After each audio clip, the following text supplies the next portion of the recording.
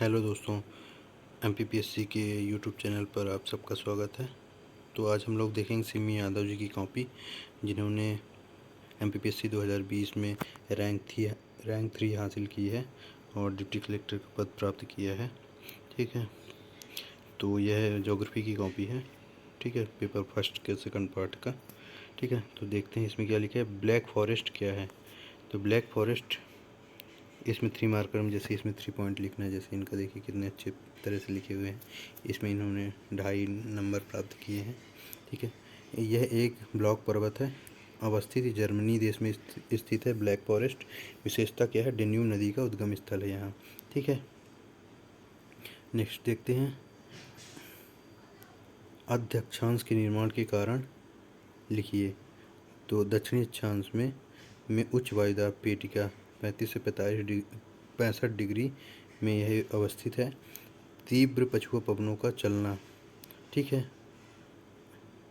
और अधिकांश समुद्री भाग होना, उच्च वायुदाब होना। ठीक है ना, यह यहाँ उच्च वायुदाब और अधिकांश समुद्री भाग यहाँ है। ठीक है ना, अध्यक्षांश में जो है। ठीक है, थोड़े से समझेंगे क्योंकि इसकी कॉपी में थोड़ा सा मिसप्रिंट टाइप का। ठीक है ना, अच्छे से आई नहीं है फोटो कॉपी। तो देखते हैं लैकोलिथ और बैथोलिथ में क्या अंतर है। तो लैकोलिथ देखेंगे, किसी भी प्रकार की चट्टानों में मैग्मा के जमने से निर्मित स्थिति आकृति स्थलीय आकृति है, जबकि लैकोलिथ अपसादी चट्टानों में मैग्मा के जमने से निर्मित आकृति है। ठीक है, नेक्स्ट देखते हैं। सील में संबंध लिखिए। भूपर्पटी पर नर्म और ठोस पदार्थों की संरचना, सेल व खनिज में अंतर लिखिए। खनिज एवं सेल में लिखा हुआ। भूपर्पटी पर नर्म व ठोस पदार्थों की संरचना है। कायांतरित आग्नेय अपसादी चट्टान है यह। ठीक है ना, सेल जो है खनिज पृथ्वी के गर्भ में पाए जाने वाले अयस्कों से प्राप्त होता है, से प्राप्त पदार्थ है। उदाहरण हीरा, तांबा, कोयला। ठीक है ना, और यह कायांतरित आग्नेय अपसादी चट्टान होती है इसमें, जैसे धारवाड़, कुड़प्पा। और इसमें स्पष्ट संबंध बताएं लिखा हुआ है। इसमें थोड़ा सा कमी है, इसलिए इन्होंने उनकी कमियों को उजागर किया है। ठीक है, पूर्ववर्ती लिंकेज लिखिए।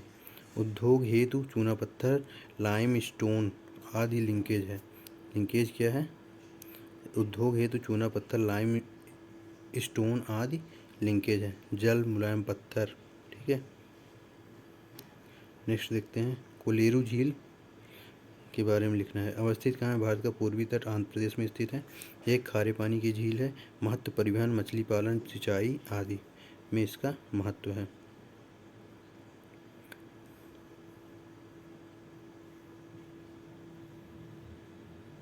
कोलेरू झील जो है खारे पानी की झील नहीं है, तो इन्होंने यह लिखा हुआ है कि गलत तथ्य ना लिखें। ठीक है, यह गलत है, खारे पानी की झील नहीं है। ठीक है, नेक्स्ट देखते हैं। ये मीठे पानी की झील है। ठीक है, यहाँ लिखा हुआ है, ये देखिए। ठीक है, नेक्स्ट देखते हैं। नर्मदा एस्चुरी के बारे में लिखना है। गुजरात के निकट खंभात की खाड़ी पर समुद्र अरब सागर के मिलन स्थल पर तीव्र वेग से प्रवाहित हो पर नर्मदा एस्चुरी निर्मित होती है। यह कहलाता है नर्मदा एस्चुरी कहलाता है। नेक्स्ट देखते हैं।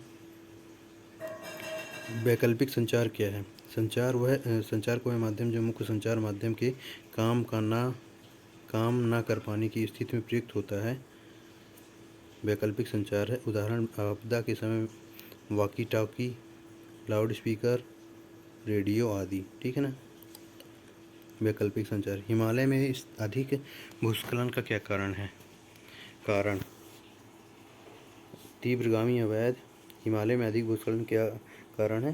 तीव्रगामी अवैध निर्माण, वन क्षेत्र की कमी, बड़े बड़े बांधों का निर्माण, अधोसंरचना निर्माण हेतु पहाड़ियों को विस्फोटकों से उड़ाना। ठीक है, जियो रिफरेंसिंग क्या है? तो जियो सैटेलाइट्स का प्रयोग करके पृथ्वी पर स्थित किसी वस्तु की जानकारी प्राप्त करना जियो रिफरेंसिंग से संबंधित है। ठीक है ना, इसमें इन्होंने आधा नंबर प्राप्त किया है। ठीक है, तो इसमें थोड़ा कमी है इसलिए। पर हमें बस उनकी कमी नहीं देखनी है, हमें ये देखना है कि फॉर्मेट उन्होंने कैसा लिखा हुआ है। जो भी सही आंसर है उन्हें देखना है और अपनी कमियों को और सुधारना है, ठीक ना। इलेक्ट्रोमैग्नेटिक स्पेक्ट्रम और बैंड के बीच अंतर कीजिए, ठीक है। तो बैंड क्या है? दो आवृत्ति या आयाम मॉड्यूलों के बीच की परास बैंड है, जबकि इलेक्ट्रॉनिक स्पेक्ट्रम इलेक्ट्रॉनिक मैग्नेटिक किरणों के अवयवी घटक हैं। नेक्स्ट देखते हैं, जीआईएस में कुशल मानव क्यों आवश्यक है? ग्लोबल इंफॉर्मेशन सिस्टम में कुशल मानव डाटा के एकत्रीकरण, डाटा प्रबंधन, डाटा प्रोसेसिंग, मानचित्रण आदि दक्षतापूर्वक के लिए आवश्यक है, ठीक है। भूसन्नति से पर्वत निर्माण कैसे होता है? भूसन्नति से पर्वत निर्माण सिद्धांत के प्रणेता कोबर जी हैं, महोदय हैं। पर्वत निर्माण विधि इनके अनुसार, इन्होंने लाइन के बाहर लिखा, लाइन के बाहर नहीं लिखा हुआ है, अच्छा ये कॉपी में ऐसे मिस्टेक, ठीक है। नेक्स्ट देखते हैं, पर्वत निर्माण विधि इसके अनुसार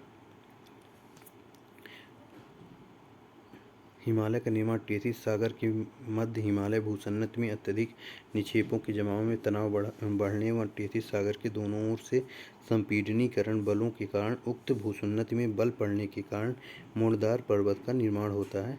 तो उसे क्या कहते हैं? पर्वत निर्माण विधि होती है, जिसे भूसन्नति से पर्वत निर्माण कैसे होता है यह बताया गया। तो इसका आंसर तीन नंबर प्राप्त किया है इन्होंने, और इसमें डायग्राम भी बनाया हुआ देखिए। कोबर महोदय का संपीड़नकारी बल तनाव मूलक शक्तियों के द्वारा, ठीक है। तो ये अच्छा आंसर है। लोयस मैदान पर टिप्पणी लिखिए। लोयस वायु द्वारा निर्मित एक निक्षेपित मैदान है, जिसका निर्माण शुष्क प्रदेशों में पर्वत द्वारा मिट्टी को उड़ाकर अन्य क्षेत्रों में बिछा देने के कारण होता है। लोयस वायु द्वारा निर्मित एक निक्षेपित मैदान है, जिसका निर्माण शुष्क प्रदेशों में पर्वत द्वारा मिट्टी को उड़ाकर अन्यत्र क्षेत्रों में बिछा देने के कारण होता है। शर्तें: शुष्क जलवायु, हवाओं की गति लो और 40 किलोमीटर पर घंटा इसकी शर्तें होती हैं, ठीक है। लोयस का मैदान इन्होंने बनाया हुआ डायग्राम देखिए। ऐसे ही बनाना है, ज्योग्राफी में तो थोड़ा डायग्राम बनाना पड़ता है। थार के मरुस्थल के भौगोलिक लक्षण लिखिए। थार के मरुस्थल अवस्थित कहाँ है? पश्चिम राजस्थान का जैसलमेर जिला। वनस्पति कटीले वनस्पति, कैक्टस, बैर, बबूल आदि, ठीक है। वर्षा 25 सेंटीमीटर से कम। मृदा रेतीली मरुस्थलीय मृदा। जलवायु उष्ण जलवायु है, ठीक है ना। तापमान गर्मियों में 45 डिग्री लगभग, शीतकाल में 10 डिग्री के आसपास, ठीक है ना, तापमान होता है थार के मरुस्थल में, ठीक है। ऐसे आप लोग जैसे थार के मरुस्थल के बारे में पूछा तो अवस्थिति, वनस्पति, वर्षा, मृदा, जलवायु, तापमान आदि के बारे में ऐसे ही हेडिंग बना के लिखेंगे ना, तो इसका ज़्यादा इफेक्ट पड़ता है और नंबर भी अच्छे मिलते हैं इसका, ठीक है। भारतीय मानसून की अनिश्चितता के कारण लिखिए। अल नीनो को प्रतिवर्ष कारण लिखिए। अल नीनो को प्रतिवर्ष न बनना, हवाओं की कमज़ोर स्थिति, जलवायु परिवर्तन, चक्रवातों की स्थिति, ठीक है। दक्षिण पश्चिम मानसूनी पवनों की स्थिति, ठीक है। ग्रीष्म ऋतु का छोटा होना, सौर कलंक में अनिश्चित वृद्धि कमी, ला लीना की अनिश्चितता, यह क्या है? कारण है, भारतीय मानसून की अनिश्चितता के कारण है, ठीक है। अच्छा आंसर है। आपदाग्रस्त जनजातियों के आर्थिक पक्ष का विश्लेषण कीजिए। आपदाग्रस्त जनजाति के आर्थिक पक्ष का विश्लेषण कीजिए। झूम कृषि कार्य, भारिया व्यवहार कृषि। तो आपदाग्रस्त जनजातियों के आर्थिक पक्ष का विश्लेषण कीजिए, ठीक है। तो इनके आर्थिक पक्ष देखते हैं। तो कृषि कार्य क्या है इनका?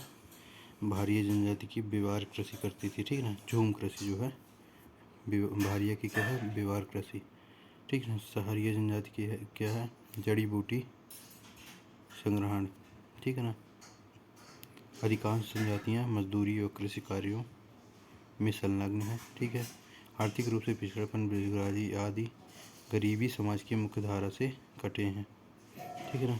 आपदाग्रस्त जनजाति बैगा, भारिया, सहरिया, ठीक है। नेक्स्ट क्वेश्चन देखते हैं। मध्य प्रदेश में ऊर्जा संसाधन पर टिप्पणी कीजिए।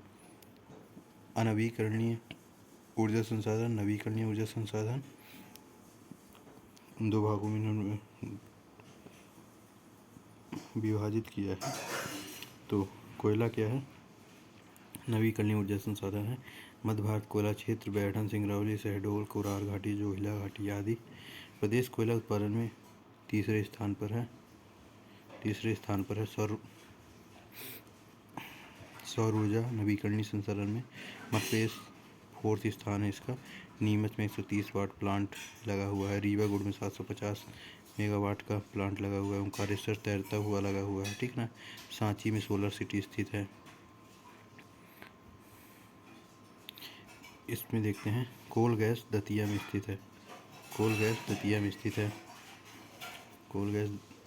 गैस मेथेन दतिया में स्थित है। मीथेन है ना। पवन ऊर्जा मध्य प्रदेश का स्थान क्या है? 8वां स्थान है इसका, ठीक है। जमगोदरानी देवास में इसका पवन ऊर्जा का संयंत्र लगा हुआ है। बायोमास इंदौर में स्थित है। भोपाल भदभदा गोवर्धन प्लांट स्थित है भोपाल भदभदा में, ठीक है। इसमें देखें जल विद्युत विध्यांचल ताप विद्युत केंद्र सिंगरौली 4360 मेगावाट का है। सिंगाजी ताप विद्युत केंद्र खंडवा में स्थित है, ठीक है। नेक्स्ट देखते हैं मध्य प्रदेश में फ्लोराइड की समस्या पर टिप्पणी कीजिए। ये इन्होंने सॉल्व नहीं किया है। देखते हैं सुरक्षित निर्माण से आप क्या समझते हैं? सुरक्षित निर्माण अर्थात क्या लिखा हुआ है? भूकंप अवरोधी आपदाओं जैसे अतिवृष्टि, बाढ़, नदियां से दूर, आवास से दूर, ठीक है। चक्रवात तूफानों से बचाव हेतु उपयुक्त तापमान जैसे भीषण गर्मी से बचाव, अत्यधिक ठंड, बर्फबारी के अनुकूल, ठीक है। पर्यावरण हितैषी, कार्बन उत्सर्जन न्यूनतम, उत्तम स्वास्थ्य अनुकूल परिवेश आदि होना चाहिए। सुरक्षित निर्माण से आशय पर्यावरण हितैषी, कार्बन उत्सर्जन न्यूनतम जहाँ हो वहाँ, ठीक है। इसमें क्या लिखा हुआ है देखिए, आयताकार UXT निर्माण, आवास से दूर, प्रश्नानुसार, प्रभावी फीट लिखें। इसमें अपनी जिन्होंने कॉपी चेक की है उस आप सुधारने के लिए थोड़ा सा इंस्ट्रक्शन दिया है। निम्नलिखित में से किन्हीं 10 प्रश्नों के उत्तर अधिकतम 50 शब्दों में लिखिए, ठीक है ना। तो ये कितने, वही 5 मार्क का ही है, ठीक है ना। 9th नंबर है। नियोजन GIS का महत्व लिखिए। GIS टारगेटेड GIS नियोजन में GIS, ठीक है ना। जियोग्राफिक इंटरफेस है जिसका फुल फॉर्म टारगेटेड एरिया की मैपिंग, ठीक है ना। सिंगल क्लिक पर समूची जानकारी उपलब्धता, नियोजन हेतु डाटा का एकत्रीकरण, आपदा प्रबंधन में सहायक, नगर नियोजन में आंकड़ों के भंडारों की प्राप्ति, त्वरित प्रोसेसिंग व परिणाम आदि, ठीक है ना। इसकी परिभाषा इन्होंने नहीं लिखी है तो इसे लिखना चाहिए था, इंस्ट्रक्शन है, ठीक है ना। रिमोट सेंसिंग के सिद्धांत लिखिए। रिमोट सेंसिंग सिद्धांत यह रमन प्रभाव सिद्धांत पर आधारित है। कोई एक विशिष्ट तरंगदैर्ध्य का अवशोषण व प्रवर्तन करती है। ट्रांसमीटर के द्वारा पृथ्वी की सतह से उपग्रह को सिग्नल के माध्यम से निर्दिष्ट वस्तु की जानकारी जुटाने के लिए निर्देश दिए जाते हैं। परिवर्तित तरंगदैर्ध्य के आधार पर वस्तु की सटीक जानकारी प्राप्त कर ली जाती है, ठीक है। इन्होंने उपग्रह का चित्र भी बना दिया है, ठीक है ना। सिग्नल यहाँ जा रहा है उपग्रह से वस्तु में और ये ट्रांसमीटर लगा हुआ है, ठीक है। सिग्नल विशिष्ट तरंगदैर्ध्य का अवशोषण ये विद्युत चुम्बकीय तरंग पर कार्य करता है। इन्होंने यह इंस्ट्रक्शन दिया है, सुधार हेतु लिखा है। नेक्स्ट देखते हैं सुनामी की क्रियाविधि समझाते हुए विस्तार वर्णन कीजिए, ठीक है। 5 मार्कर ख़त्म हो चुके हैं, अब 10 मार्कर 11 मार्कर देखते हैं, ठीक है। नेक्स्ट देखते हैं सुनामी की क्रियाविधि समझाते हुए विस्तार वर्णन करें। सुनामी एक जापानी शब्द है जिसका अर्थ है लहर, अर्थात समुद्र में उठे भूकंप के कारण जब समुद्री लहरें विराट व भयावह रूप धारण कर लेती हैं तो उसे सुनामी कहते हैं, ठीक है ना। अब इसकी क्रियाविधि देखेंगे, क्रियाविधि कैसे इन्होंने तरंग के रूप में समझाया हुआ है। समुद्र सतह एल तरंग, ठीक है ना। विशाल और प्रचंड सुनामी लहरें,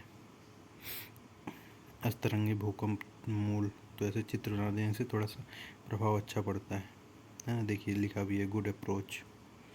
चित्र सुनामी की उत्पत्ति उदाहरण 2004 में भारत के पूर्वी तट पर आई भीषण सुनामी का चित्र दिया हुआ है। प्रमुख बिंदु, सुनामी का केंद्र समुद्र के गर्भ में कुछ मीटर से कई हजार किलोमीटर तक हो सकता है। सुनामी की मूल उत्पत्ति समुद्री भूकंप के केंद्र से होती है। सुनामी लहर दो प्रकार की होती है, प्राथमिक लहर और द्वितीयक लहरें, ठीक ना। प्राथमिक लहरें तटों की ओर प्रवाहित होती हैं, जबकि द्वितीयक लहरें गहरे समुद्र में गति करती हैं। प्राथमिक लहरों का वेग कम किंतु ऊंचाई अधिक होती है, जो उन समुद्र तटबंधों को छोड़ती हुई तबाही मचाती हैं, ठीक है। समुद्र तटबंधों को तोड़ती हुई तबाही मचाती हैं, ठीक है।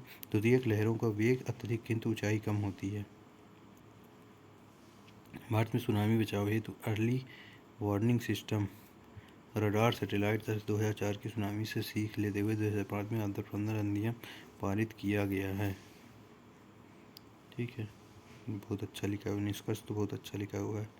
Early warning system radar satellite तथा 2004 की सुनामी से सीख लेते हुए 2005 में आपदा प्रबंधन नियम पारित किया है। देखिए निष्कर्ष बहुत अच्छा है।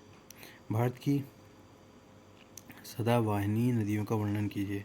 भारत की नदियाँ भारतीय सभ्यता का पालना एवं संस्कृति की पोषक हैं। हिमालय नदियों को सदानीरा नदियों की संज्ञा दी गई है, क्योंकि इनमें वर्ष भर जलापूर्ति होती रहती है, ठीक है। भारत की सदानीरा नदियों का वर्णन कीजिए। सिंधु नदी, तिब्बत के चिमायुंगडुंग ग्लेशियर से होता है, इसका चिमयांग लिखा हुआ, चलिए ठीक है। अवसान, पाक में अरब सागर में, ठीक है, इसका अवसान होता है, समापन होता है। परियोजना सहायक नदियाँ, विशेषताएं। सहायक नदियाँ झेलम, चिनाब, रावी, ब्यास, सतलज। विशेष क्या है? सतलज सिंधु नदी जल समझौता 1960 भारत व पाकिस्तान के मध्य कई दोआब निर्मित सिंधु सागर प्लस सिंधु प्लस झेलम नदी, छाछ दोआब चिनाब प्लस झेलम, रचना दोआब रावी प्लस चिनाब आदि, ठीक है ना। नदी देखते हैं, नेक्स्ट नदी देखते हैं ब्रह्मपुत्र नदी। तिब्बत की पठार से इसका उद्गम होता है। बंगाल की खाड़ी में बांग्लादेश में मेघना नाम से इसका अवसान हो जाता है, मेघना में, ठीक है ना। भारत में याब दर्रे से यू टर्न बनाते हुए प्रवेश करती है। असम में ढोला सादिया नदी पुल स्थित है इसमें, ब्रह्मपुत्र नदी में, ठीक है। गंगा नदी, गंगोत्री हिमनद, उत्तराखंड भागीरथी के नाम से गंगोत्री हिमनद। बंगाल की खाड़ी से यह उद्गम का है, यह अफसान का, बंगाल की खाड़ी में इसका उद्गम हो जाता है।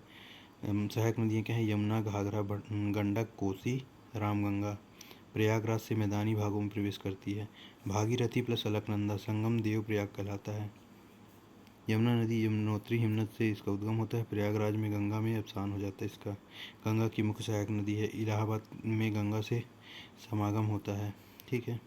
सतलज नदी तिब्बत के पठार से इसका उद्गम होता है। पाक में सिंधु नदी पर इसका समापन हो जाता है, अवसान होता है। पंजाब में भाखड़ा नंगल बांध स्थित है, के बैराज जलाशय स्थित है। इसके अतिरिक्त झेलम, चिनाब, रावी, व्यास, घाघरा, गंडक, कोसी आदि सदानीरा नदियाँ भी प्रवाहित होती हैं, ठीक है ना। सदानीरा नदियाँ वह होती हैं कि जो वर्ष भर प्रवाहित होती हैं, जिसमें वर्ष भर जल की कमी नहीं होती है। मध्य प्रदेश में कृषि आधारित उद्योगों की संरचनाओं पर टिप्पणी कीजिए। मध्य प्रदेश कृषि प्रधान देश है, जिसकी लगभग 59% जनसंख्या कृषि कार्यों में संलिप्त है। अतएव प्रदेश में कृषि आधारित उद्योगों की पर्याप्त संभावनाएं विद्यमान है। कपास, वस्त्र उद्योग, जैसे मध्य प्रदेश कृषि आधारित उद्योग कौन कौन से हैं? कपास, वस्त्र उद्योग, दलहन उद्योग, रेशम उद्योग, उर्वरक उद्योग, चीनी उद्योग, अफीम उद्योग, तिलहन तेल उद्योग, वनस्पति घी उद्योग, ठीक है। बढ़िया लिखा हुआ है, देखिए कैसे डायग्राम से अच्छा बना के अगर ऐसे प्रदर्शित किया जाता है तो इसमें देखिए गुड भी लिखा हुआ है, गुड भी मिला हुआ है इनको, तो यह अच्छा प्रदर्शन है इनका। प्रमुख संभव, ठीक है ना। प्रमुख संभव नारा, समझ नहीं आ रहा थोड़ा सा, ठीक है देख लेंगे। आगे बताता हूँ। मध्य प्रदेश को लगातार 5वीं बार कृषि कर्मण अवार्ड प्राप्त होना। कृषि की बम्पर पैदावार का द्योतक है। मध्य प्रदेश के पश्चिमी भाग में काली मिट्टी क्षेत्र कपास, सोयाबीन, गेहूं उत्पादन के लिए अनुकूल है। ठीक है, यहाँ पर 7वीं बार हो चुका है, 7वीं बार ये देखिए सही करने के लिए कहा गया है। प्रदेश के खंडवा और खरगोन जिले कपास के विश्व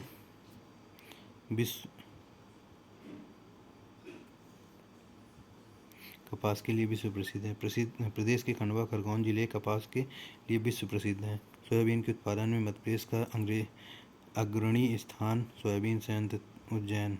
मध्य प्रदेश की उष्णकटिबंधीय जलवायु वनस्पतियों के लिए लाभदायक है। ठीक है, देखते हैं ये। प्रदेश की औसत वर्षा 112 सेंटीमीटर है, जो सूखे की स्थिति से बचाती है।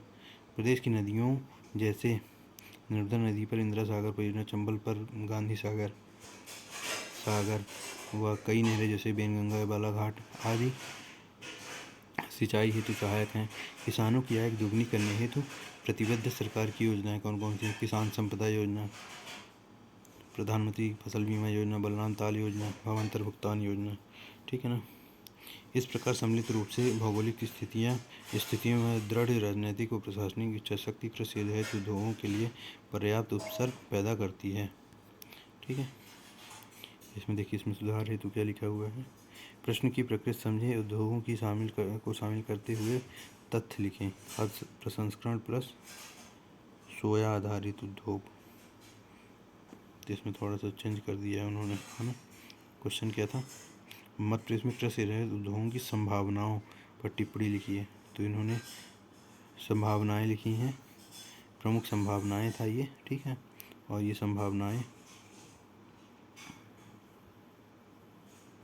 नेक्स्ट देखते हैं क्वेश्चन। आपदा प्रबंधन की आवश्यक है, विस्तार से चर्चा कीजिए। प्राकृतिक व मानवीय कारणों से जनित दुर्घटना आपदा जिससे समान जनजीवन बेहाल हो जाता है, भरपाई हेतु उपलब्ध संसाधन कम पड़ जाते हैं, अतएव आपदा प्रबंधन की महती आवश्यकता महसूस होती है। आपदा प्रबंधन की आवश्यकता क्या है? देखिए, इन्होंने डायग्राम बना कितना अच्छा प्रदर्शित किया है। आपदा पूर्वानुमान, सैटेलाइटों के माध्यम से निगरानी, राहत एवं बचाव कार्य, पुनर्वास, प्राथमिक चिकित्सीय सहायता, अस्थायी आवास प्रबंधन, आपदा पूर्व मॉक ड्रिल प्रशिक्षण। ठीक है, आपदा पूर्व, आपदा समय और आपदा पश्चात ये लिखा हुआ है। आपदा प्रबंधन आवश्यक क्यों? राष्ट्रीय आपदा प्रबंधन आयोग की एक रिपोर्ट के अनुसार भारत में प्रतिवर्ष GDP का लगभग 2% खर्च आपदाओं से निपटने में होता है। UN की रिपोर्ट के अनुसार विश्व में प्रतिवर्ष 1.5 मिलियन लोग आपदा से प्रभावित होते हैं। आपदा पीड़ितों के पुनर्वास हेतु आपदा प्रबंधन की आवश्यकता महसूस की जाती है। आपदा के बाद फैली अव्यवस्थाएं, भुखमरी, महामारियां, संसाधनों की कमी आदि प्रबंधन की मांग को मजबूत करते हैं। ठीक है, जानमाल की हानि को रोकने में प्राकृतिक संसाधनों की रक्षा अभितार्थ आपदा प्रबंधन आवश्यक है। आपदा बड़ी मात्रा में देश की अधोसंरचना को क्षति पहुंचाती है।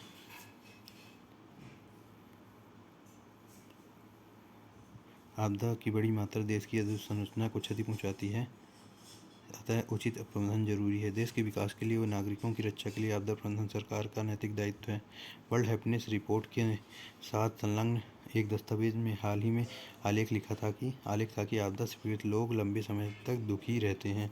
उक्त बिंदुओं से स्पष्ट है कि आपदा प्रबंधन विकसित भारत दृष्टिकोण हेतु एक महती व प्राथमिक आवश्यकता है। नेक्स्ट क्वेश्चन देखते हैं, लास्ट है। ठीक है, GPS की आधारभूत संकल्पना को विस्तार से समझाइए। तो इन्होंने अथवा वाले को सॉल्व किया है। ठीक है ना। GPS का पूर्ण रूप है ग्लोबल पोजिशनिंग सिस्टम, जो एक नौवहन उपग्रह आधारित संचार प्रणाली है। भारत में गगन इस तरह की प्रणाली के रूप में कार्यरत है।